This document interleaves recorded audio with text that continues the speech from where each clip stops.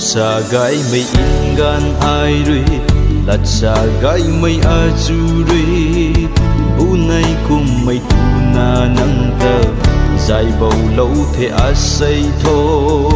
mây rui riu nga mak mây muôn nang ta su keng mak mây in roi kum in tu mây pan thi tho tan nay mây nang lim băng khâu tình sang giang hu lâu mây rui riu đất nang mak mây băng khâu thâu tên pin na chấm na bầm tu cho ác ban khâu bầm mây muốn gì này nang ta mây rui hâu mặc quỳ bầm khâu rì lâu canh ni thế cắt xe căng cái cùng mây cả bầm gái mây bầm khâu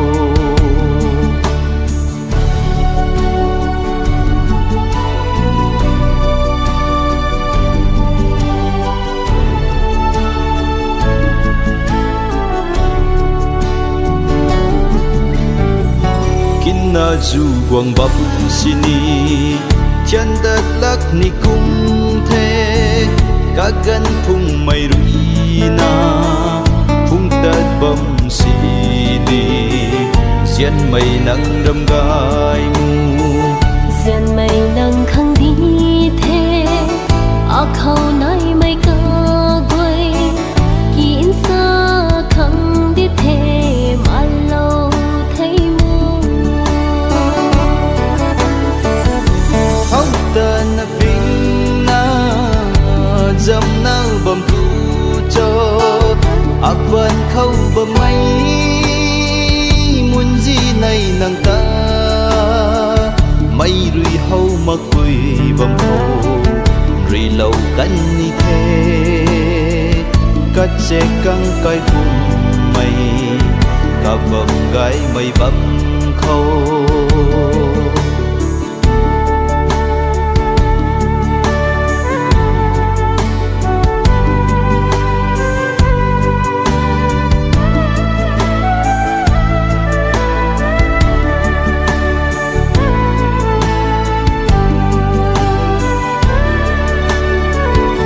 người phung mây nắng giao cung rơi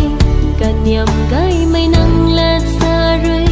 diên mây pa đi rơi na ta sum lâu tu cung diên mây riêng rơi ta vang lâu thế sắp bận xuân bận mây ca thuê cả gì tuông ra na đê gắt tuông mà kia diên mây nắng khâu sắp bận xuân bận mây ca thuê amik rui na nang ta hậu bầm mê thâu tên pin na chấm na bầm tu cho ác van khâu bầm mây muốn gì này nàng ta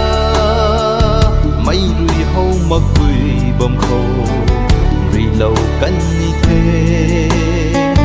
cắt xe căng cái cùng mây cả bầm gái mây bầm